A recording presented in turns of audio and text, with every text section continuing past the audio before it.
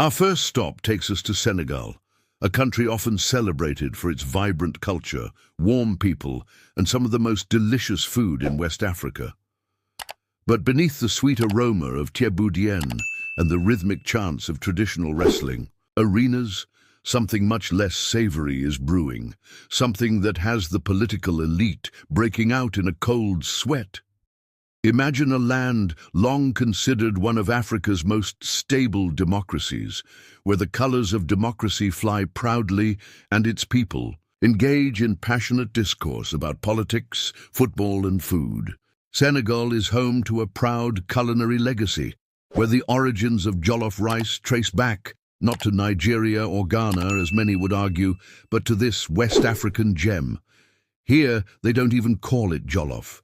They have their own version, cooked with fish, chicken, and lamb, each bite a piece of history. Add to that a national sport like traditional wrestling, which isn't just for show. It's serious business, with top fighters earning nearly $500,000 per match. The stadiums are packed, the energy is electrifying, and for a moment, it seems like nothing can go wrong in this place. But then, reality strikes. This week, the Senegalese Anti-Corruption Special Court dropped a political bombshell. Amadou Mansour Faye, a former minister and the brother-in-law of former President Macky Sall, has been indicted for embezzling over $4.6 million in public funds. Yes, you heard that right. Millions siphoned from the public purse in a country where many still struggle for basic services. The court denied him bail and ordered his immediate detention, sending shockwaves through the political landscape. This isn't just about one man. He is the fifth high-ranking official from the previous administration to be charged. The new government didn't come to play. They came with ledgers, audit teams, and an unwavering determination to expose every misdeed buried in the archives of state corruption. And while critics may speculate whether these arrests are politically motivated, one cannot deny the clarity of the message. The era of unchecked power and privilege is under siege. In most African nations, it's the same old story. Power becomes royalty. Once elected, many presidents become untouchable, demigods in suits. Instead of being held accountable, they are praised, worshipped, and shielded from scrutiny. Citizens bow instead of asking questions. The truth is buried under layers of praise-singing and sycophancy, not because people love the leaders, but because they hope to catch some crumbs from the banquet of corruption. But what happens when the system stops protecting its own? What happens when ministers and political elites can no longer rely on their presidential connections to evade justice? That's the Senegal we're witnessing now.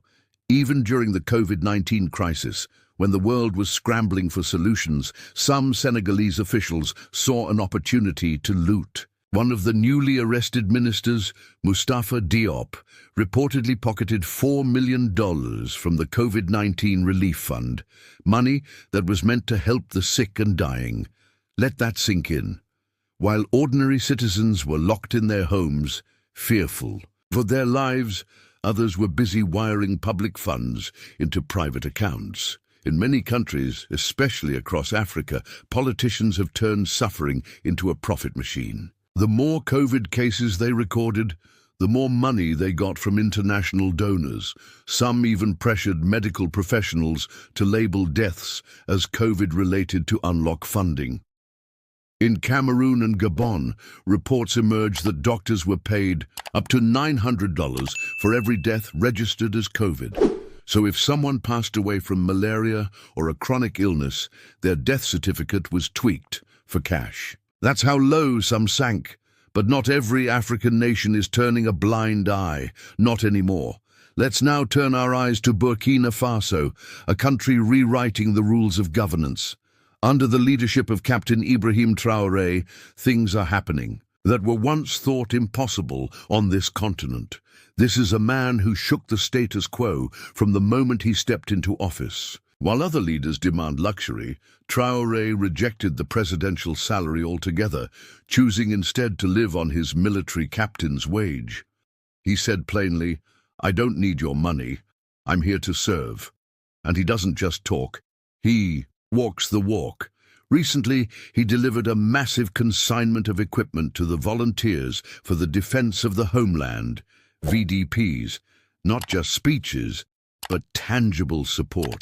We're talking armored vehicles, trucks, motorcycles, mine detection equipment, and other logistics, entirely funded by the Patriotic Support Fund, a pool of contributions from ordinary Burkinabe citizens. Imagine that, a people so committed to protecting their land that they donate from their salaries to ensure their defenders are well equipped. Who are the VDPs? They're not career soldiers. They're everyday civilians, farmers, shopkeepers, students who have seen their villages overrun by terrorists one too many times. These are people who got tired of waiting for the military to show up and said, "Train me. I'll defend my family myself." With state-supported training, they are now the grassroots backbone of Burkina Faso's resistance. It's dangerous work, no doubt. And yes, arming civilians comes with risks. But the alternative is to let communities be slaughtered while the formal military fights a losing battle. The VDPs are a new kind of hope. But Traoré didn't stop there. He visited wounded soldiers at a local hospital, showing solidarity not through empty words, but through presence. He walked the corridors, himself not sending a deputy or an envoy. He looked his wounded heroes in the eye and assured them that their hospital would be transformed, equipped with the best tools, developed into a futuristic medical facility. The message was clear: your sacrifices will not be forgotten. And behind that promise is action. Traoré has been negotiating with Russia, not to beg for aid, but to bring knowledge. He's seeking partnerships to build technology institutes, military academies, and engineering schools on Burkinabe soil. He understands that Africa doesn't need handouts. It needs intellectual independence. This is a leader who's not asking how much money you can give him. He's asking how much knowledge you can transfer to his people. Compare this to other nations where leaders sign away mineral rights, sell off national treasures, and then retire peacefully into Swiss mansions. Some ex-presidents in places like the DRC are rumored to earn kickbacks on basic services, like passports. Yes, every time a citizen buys a passport, a percentage allegedly goes into a private company owned by the former leader. And guess what? The deal was sealed on the condition that the new president wouldn't prosecute him for his past misdeeds. That's the reality of Africa's political merry-go-round, but not in Senegal, and certainly not in Burkina Faso. These two nations, each in their own way, are setting examples. One is proving that the law must apply to all, no matter your last name. The other is proving that self-reliance and people-centered governance is not just a dream, it's a practice. So what do you think? Is this the path forward?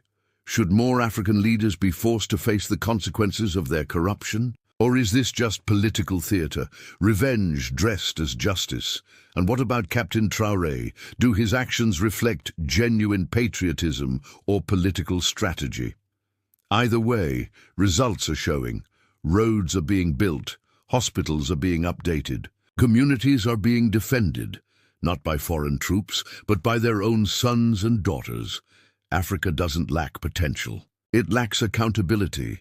It lacks leaders who see themselves as servants, not monarchs.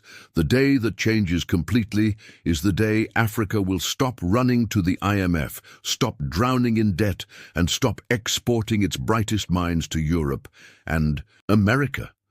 In this unfolding moment, Senegal and Burkina Faso are not merely writing local headlines. They're becoming case studies for a continent at a crossroads, two testaments to a new African awakening that is slowly but surely replacing resignation with resistance and despair with determination. In Senegal, the ongoing wave of arrests is not just shaking the foundations of Macky Sall's legacy, it is exposing an entire architecture of silent complicity that stretches across ministries, banks, and even international partners. These were men who once walked like giants, dictating policy, distributing favors, and treating the nation's treasury like a personal inheritance. But now their names are being read aloud in courtrooms, not campaign stages. Their faces are appearing in mugshots, not billboards, and it isn't lost on the Senegalese people. They remember the years when questioning authority could cost you your job, your freedom, or even your life. They remember the suppression of protests, the mysterious deaths of dissidents, and the hijacking of the electoral process. But now, they are seeing a judiciary flexing its muscle, for once not in the service of the elite, but in defense of the people. Thank you for watching. Please subscribe, like and share our videos. Stay tuned for more, because we got you covered on All African Stories.